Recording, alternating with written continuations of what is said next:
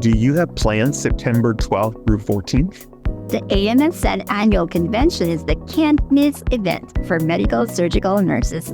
Register now to join AMSN in Toronto, September 12th through 14th, 2024.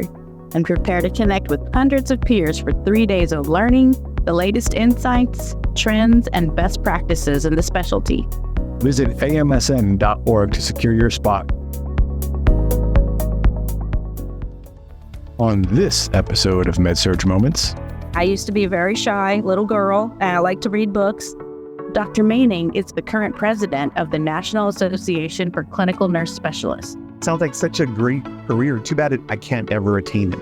Oh, that's not true. You certainly can. If I can do it, anybody can do it.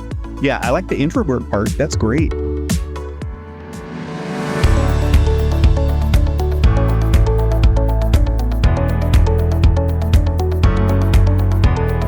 This is Eric.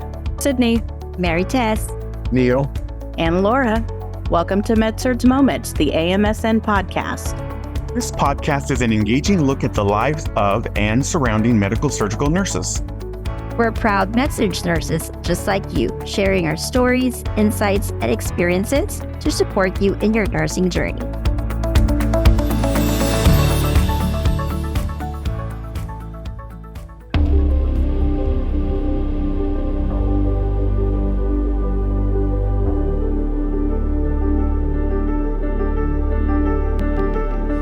When it comes to taking a next career step in terms of pursuing an advanced degree, there are more options than ever available to MedSurg nurses.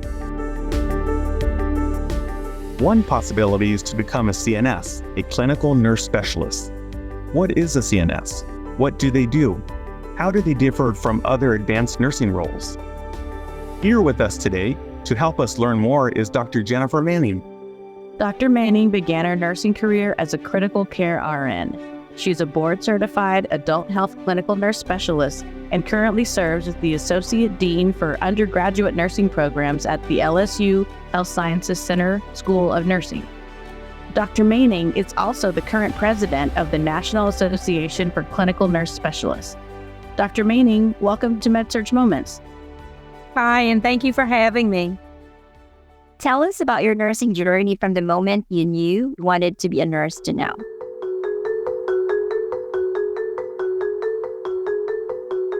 I didn't have any nurses in my family, no one to pull me in that direction. I started out my career going to college thinking that I was going to become a pharmacologist. I got my biology degree, and then I got a job working in a bench research lab, which is where you do experiments at the bench with cell models and things like that. I worked with several physicians, and it was the physicians who would pull me on occasion into the hospitals where they were at and tell me a little bit about what's going on with the patients. And it was those guys who actually encouraged me to consider either going into medicine or becoming a nurse. Once we kind of talked about both healthcare fields, I knew very quickly what I wanted to do. So they helped me out and worked with me in getting my nursing degree. And it's history ever since then. I've grown and flourished in the field, and I think that just speaks to the passion that I have for it.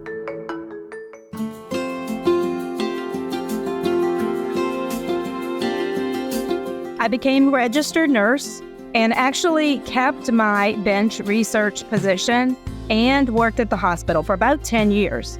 And then in 2005, most of the world knows that Katrina hit New Orleans.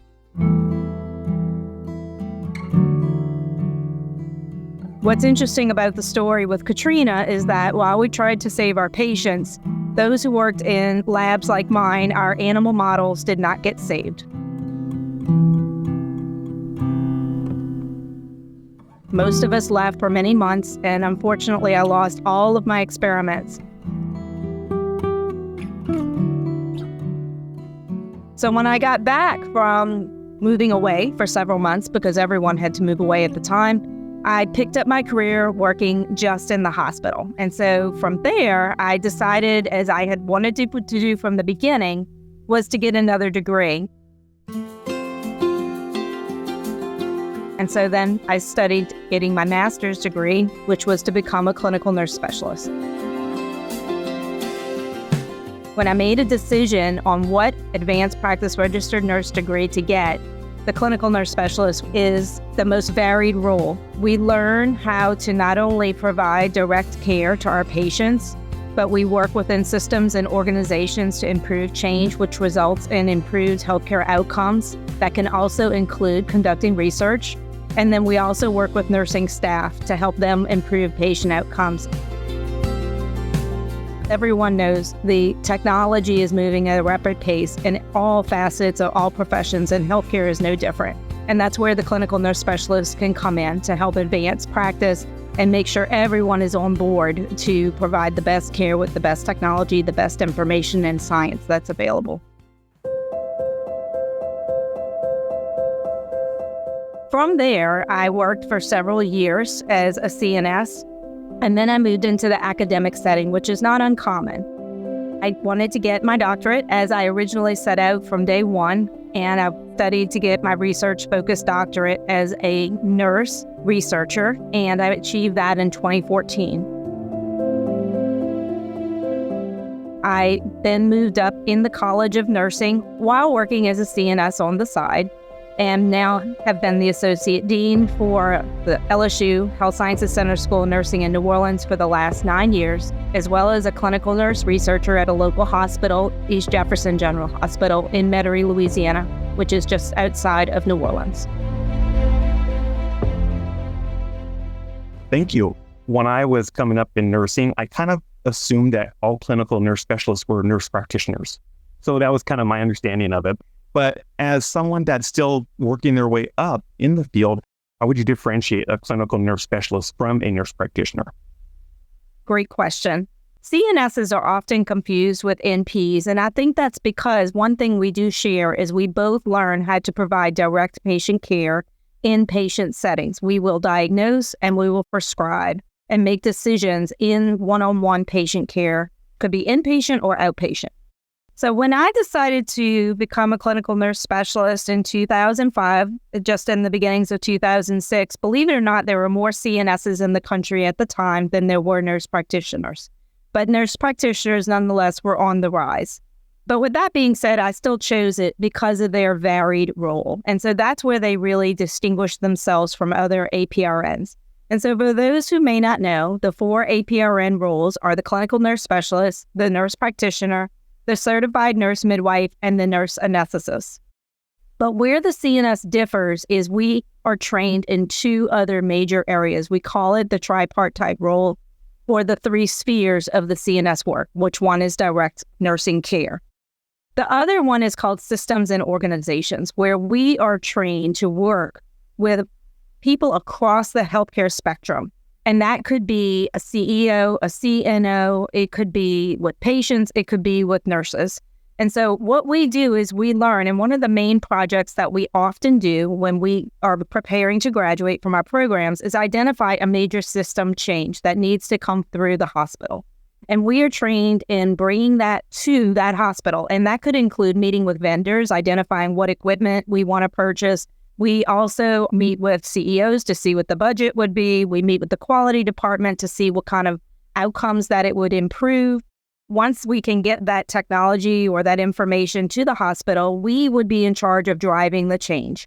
So we would get it to the units. We would train those who need to be trained, which is often nurses, but sometimes those in other disciplines.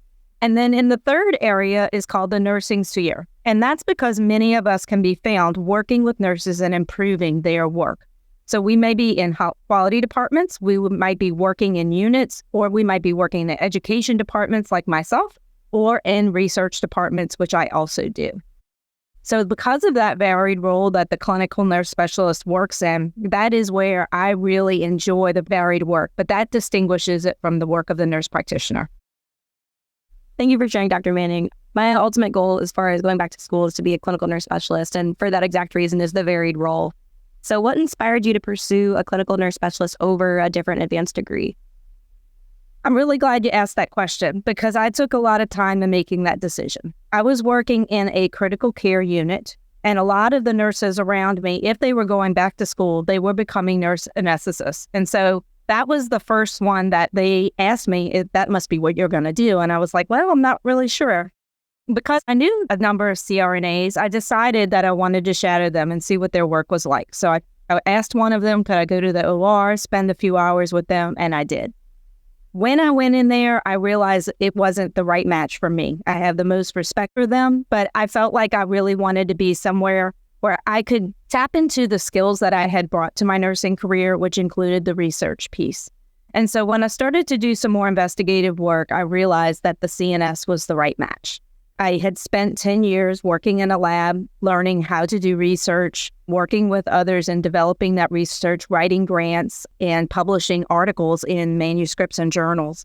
And that expertise I didn't want to lose. And so when I knew that the CNS brought in that piece in the training and then oftentimes into the practice, I knew it was the right fit for me. And so that's the program I applied for. That's really exciting. It seems like a wonderful path, especially it embraces a lot of the skills that you really liked. I mean, starting out in pharmacology and doing your research initially, it sounds like it was a great way to tie all that together. So one thing I've noticed is that nurse practitioners, like you said earlier, are kind of flooding the field. They're turning up everywhere. I mean, in any primary care physician and even in the hospitals, we see a lot of NPs, of nurse practitioners.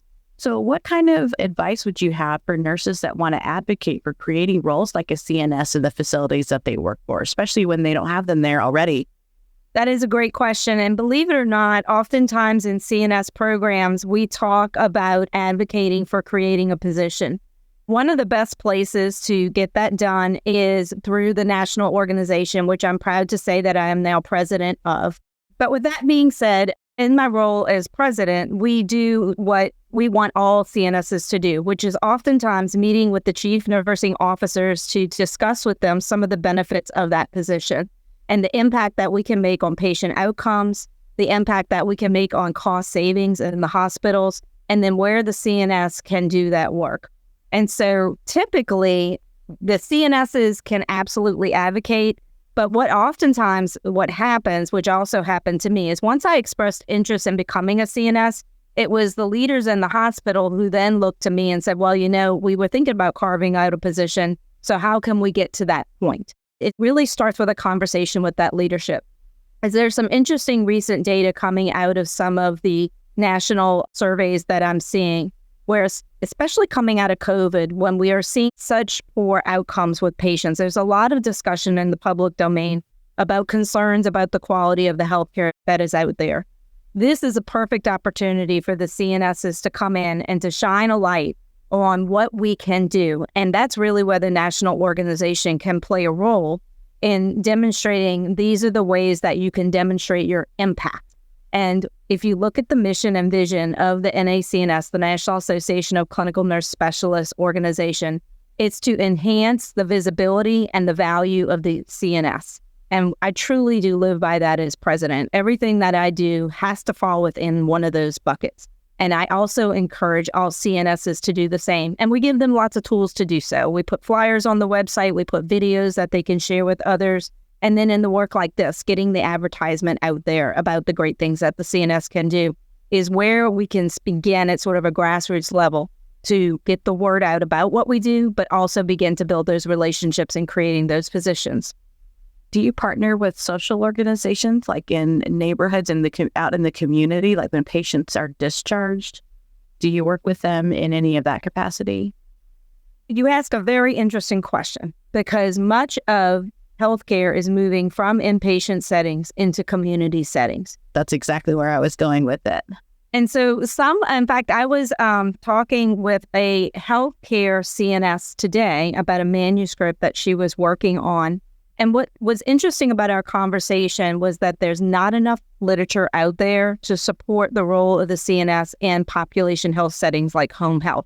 APRNs in general, there's not enough information out there for sure, even with nurse practitioners.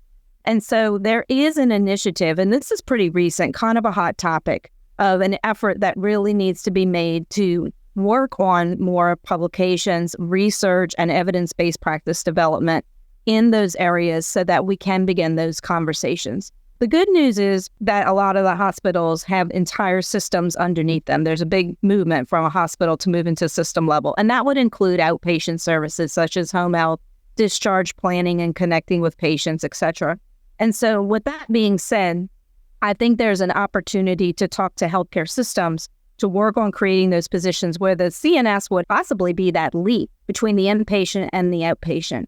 There's also a lot of information in the literature emerging showing pretty poor outcomes when it comes to transitioning patients from different settings, such as acute care to home, or from the ER to the acute care, or back home into the hospital.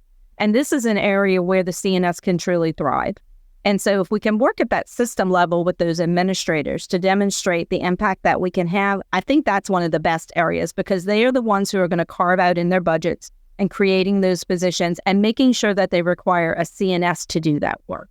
So to someone out there who is thinking about becoming a clinical nurse specialist, one of the first things that I would do is make sure that you, one, find out a little bit about the work that we do. So locate a CNS and reach out to them. If you're not sure how to do that, the national organization's website is a perfect place to start. There's lots of contacts there. There's colleges there with their contacts. And all of those leaders of those programs are CNSs. So you can start there by finding out what that work is. And I often do that when I have a student come talk to me about potentially becoming a CNS. I'll say, what would make you want to go to work every day? And I'll tell them a little bit about the different APRN roles. And inevitably, when I do talk about the varied role of the CNS, they often do smile because they really like that. With that being said, from there, I would do a little bit of work about the programs, because there's a lot of different programs out there and a lot of different options. There's master's programs, there's doctoral programs, and then some are online, some are hybrid, and some are in person. Some really want an online environment and they'll thrive there, and others do not. And so I would do my homework there. The other piece, and this is something I definitely did not know before I became a CNS, is to talk to that program about their certification pass rate. That's critical. You want to go to a program that is going to prepare you for your degree and to become certified so you can become an APRN. That is needed if you want to have prescriptive authority, and it is very helpful when you're billing, which is critical in the direct care sphere. Last thing that I would mention is join the national organization or a local state affiliate. This is a place where you can network with other CNSs. There's about 90,000 of us across the country versus NPs, there's about 500,000. So networking with CNSs is really important. In Louisiana, we don't have nearly as many as you have in California. So they might not be as easy to find, but you want to have them in your circle and connect with them. And virtual technology is truly helpful in meeting with people, connecting with people. And that's what we do. We talk to each other about the things that are happening in our organizations and all of the innovative ideas we're coming up with. And then we share those across the states, across the country. And that way we can bring the best practices to patients everywhere. Those are some of the most important things. Very interesting. I do have friends who are CNSs, and I'm very happy that we're talking about this in the mainstream, because we haven't really for a very long time. What is the pathway for a med-surg nurse to get into a CNS role? And the second is, what are the strengths and skills that would most benefit someone who is interested in pursuing this role? Great questions.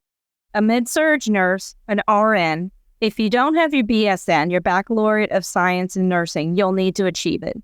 Nurses can graduate with an associate's degree or a bachelor's degree and function as an RN, but you'll need your BSN to become a CNS. So that would be step one if you don't have that.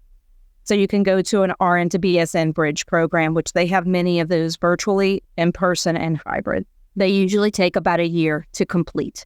Once you have your BSN in hand, you need some experience, and that will vary depending on the program that you plan to apply to. So from there, that's a good time to begin to talk to a CNS and think about, what program do you want to go to? Do you really want your master's, or do you really want your doctorate? Because those are a little different. The master's could take 2 years, 2.5 years. The doctorate could be about 3, kind of close. So a lot of people will choose the doctorate because if you're going to put another half a year in, you can get a whole nother degree. Then I would set upon fulfilling the requirements of that program. Don't hesitate. Ask the program director, what do I need to do to enhance my application? You want to make sure you follow all the instructions. If they require the GRE, go ahead and take it, meet their criteria, although many programs are not requiring that anymore. So make sure you absolutely need it. That's another helpful point for contacting the director. If they're getting ready to take that off the admission criteria, it would save you from taking that test, studying for that test, because you won't need it. If you need recommendation letters, just think about some of the best people who can write those for you. If you have a good relationship with a leader in your hospital, that's a great place to start. Probably your boss or maybe one of the administrators or a colleague, depending on how many they require. So those would be your paths. And then, of course, progress through the program, doing everything you can to make sure you're learning as much as you possibly can, so that when you get out into the working world, you'll have a lot of job options available to you. That will only come through your own work and networking when you go into the clinical environment with others to see who's hiring and who's hiring where you want to work. And then I would highly recommend take the certifying exam as soon as you graduate, as soon as you're eligible. I took mine about a month and a half after graduation and was successful. And I really think that the closer you take that to graduation is the better. That's when you'll know the most. As far as strengths and skills, I really like that you asked that question, because I think the CNS requires a little bit different strengths and skills than the other APRNs. Of course, we have to go through the rigorous study of graduate school, and we have to go through the clinical requirements and the exams that it takes. But where it's a little different is you have to be willing to talk to just about everyone. And so you develop a little bit of skill in walking into a room, being prepared to talk to the CEO and members of their cabinet or their team, whoever it is, and advocating for bringing something to the hospital that could cost quite a lot of money, but yet would improve patient care. And you have to be fully prepared to make your proposal, defend it, and answer questions like the most knowledgeable person there is on that piece of technology or that new innovative equipment that you want to bring to the hospital. On the same token, that same afternoon, you might be in a patient room talking to their caregiver and that patient about making decisions about a major surgery or planning for rehab. And so you shift the environment and the audience that you're working with constantly, and you have to be prepared to do that and have that skill. I would say if you had asked me, I used to be a very shy little girl, and I like to read books. To think that I'm a national president right now is actually kind of strange for me. In fact, I shared that when I sat on stage for the first time to welcome my members when I stepped into my role. And I told them that don't be afraid and let that intimidate you, because I'm an introvert at heart. And sometimes being an introvert is a great way for you to begin to step into a role. Because one thing I pride myself in is making sure that I push others to the front of the stage. I get lots of chances to be at the front of the stage. And then that allows me to bring others up, because I'm only going to be president for a year, and then to ensure that my next president is going to be ready for the role too. You sound equal parts inspirational and terrifying. Sounds like such a great career. Too bad I can't ever attain it. Oh, that's not true. You certainly can. If I can do it, anybody can do it. I agree, Eric. Yeah, I like the introvert part. That's great. It's true. I would have never, ever, ever dreamed that I would be president, but I think it was meant to be. And I love it because it gives me such joy when I help a patient, or I help a nurse or a new CNS, or even one of my board members move into the executive board member positions. I love that. That brings me such joy and such happiness. That's a nice recipe for the job.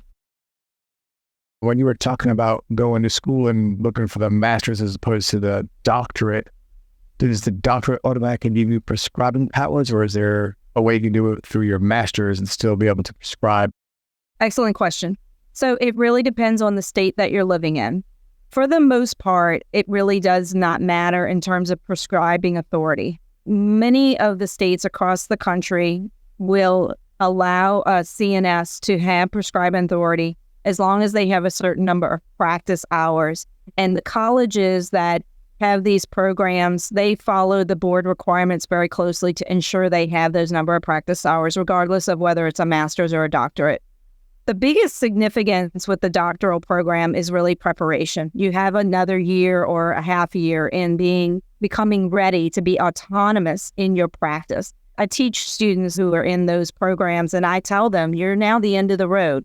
No more can you turn around and ask someone else to make the decision for you. You are the decision maker. And so the more education you have under your belt, the higher quality your practice will be, the better your decision making, the better you will be willing to go to others to weigh in all the things that you need to weigh in for complex patient care decisions. With that being said, it really doesn't matter. You can get the master's or the doctorate in terms of the prescribing authority. It just depends on the state. What do you wish more people knew about the work that a clinical nurse specialist does? The first thing that comes to mind is lifelong learning. You must be willing to learn constantly, and not just about the newest prescribing medications for a disease or about the newest pathway to take care of a patient with a very complicated diagnosis, but also your own self-learning. I have to do a tremendous amount of learning about myself in this healthcare environment. It's so dynamic and it's so challenging. And especially with the last few years during the pandemic, I could never have anticipated how stressful it would have been. And I think many see in the public, certainly in our profession, they see how stressful everything has been. And we're having trouble putting our finger on it and labeling it and identifying it. But we know that something is there, that something has changed and somehow we're affected. That self-work that I've had to do, it has been critical to help keep me thriving and aspiring and excited about my profession rather than get tired by it. And so that's one thing that I would want others to know is be a lifelong learner, and be a lifelong learner in many areas, not just in patient care, but also in yourself and keeping yourself strong so that you can be better for others. I'm curious to know, you mentioned earlier about needing more literature out there, more studies out there about the value that the CNS can bring. We do a lot of talk about return on investment, and I know there's a lot of projects that go into affecting things like readmission rates and impacting HCAP scores. Do you know of any studies that are happening right now or any that have been published that show those kind of outcomes? There are many studies going out there, and the Clinical Nurse Specialist Journal is the best research, the most current that's out there. Another place to find good information on return on investment is a journal called Journal of Nursing Regulation. It's published by the National Councils of State Boards of Nursing, and they do surveys across varied nursing fields, including APRN fields, showing the impact that nurses and advanced practice nurses have.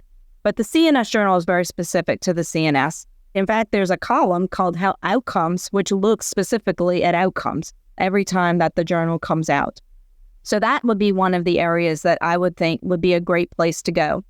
The other area would be through Cochrane and JBI. They are the publisher of systematic reviews and meta-analyses.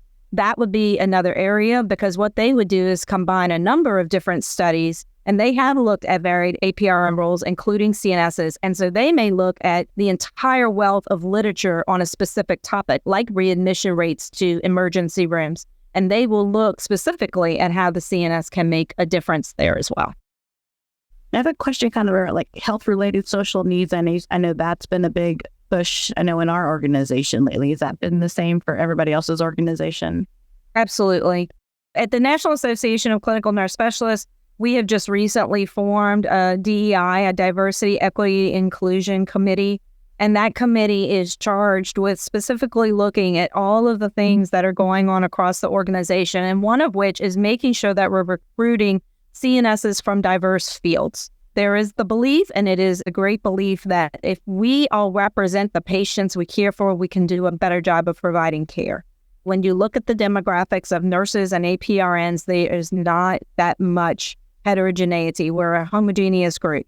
And so we want to have more diversity across our field, specifically in nursing and advanced practice nursing, to make sure that when we're caring for our patients, we're giving them the care that matches the population, because population needs are different depending on who you're caring for. Everyone has their special and their unique needs. So with that being said, there's initiative surely at the national organization. In our schools, our colleges, and in our health organizations, there's definitely similar initiatives, some of which includes grant funding. There's lots and lots and lots of grant funding out there, especially if you have an outcome based on meeting the needs of diverse populations or working with improving outcomes for those diverse populations. So that is requiring us to make sure that we are adding that into our work. The same goes for scholarships for college students, and that includes CNS students. The same thing applies there. There is more scholarships out there for those applicants that are applying from diverse settings to make sure that we're recruiting them and reducing barriers for them to get those degrees. I love that. So Dr. Manning, do you make yourself visible to the staff of a hospital? Like, I'm assuming if I don't know if our hospital has a CNS, then we probably don't. Or are you more like visible to the, like you said, the CEO and the CNO side of the hospital? Excellent question. I'm glad you asked it because I have to be very intentional to be visible. You're right. The administrators know that I'm there because I'm oftentimes at those level meetings.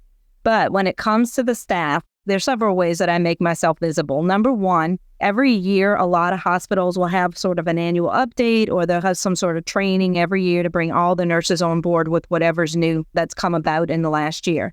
The hospital, I often ask them, or they often approach me first, either way, offering them an opportunity to let me come and speak on a certain topic. So inevitably, I do reach every nurse across our hospital every single year in some way, shape, or form, whether it would be through a training in a large setting on some piece of equipment, or maybe I'm teaching them something in a large audience as a presentation.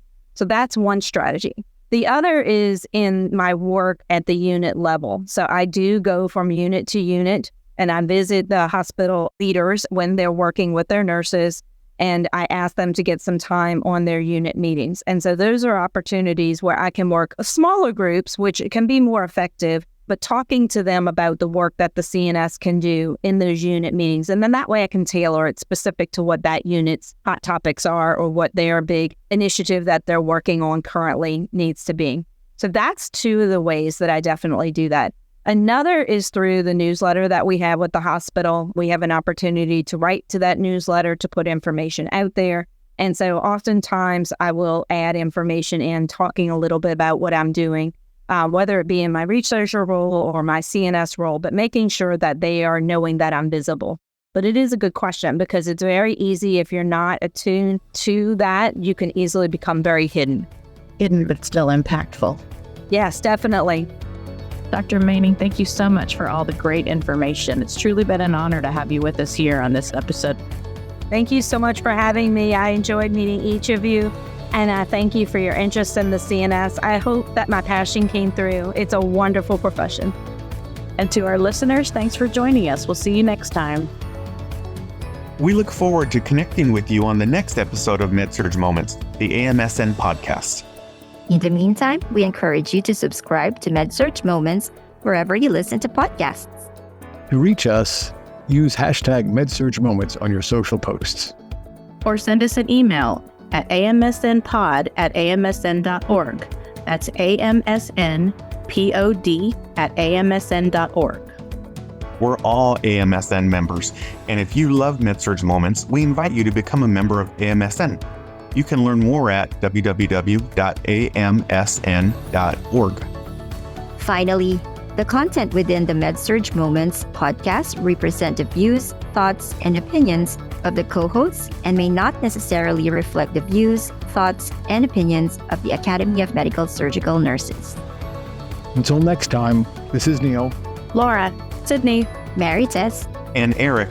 And always remember, MedSurg Moments is a moment in our lives and a moment in our MedSurg careers that make a huge difference.